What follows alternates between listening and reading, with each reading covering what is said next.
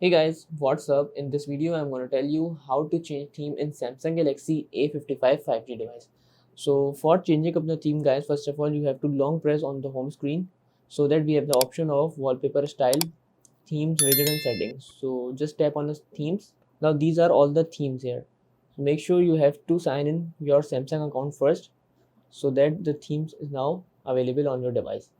Now just select any theme from this section. I like this theme, so I am selecting this one and now click to download. Okay, after downloading, now just click apply. As you see, the theme is now start applying. Okay, as the theme applied successfully, so this is how the themes look like, and this is how we can change the theme in Galaxy A55 5G. So that is it about the video. If this video helped you, kindly like the video and follow us for more tips and tricks. See you guys in next video. Take care.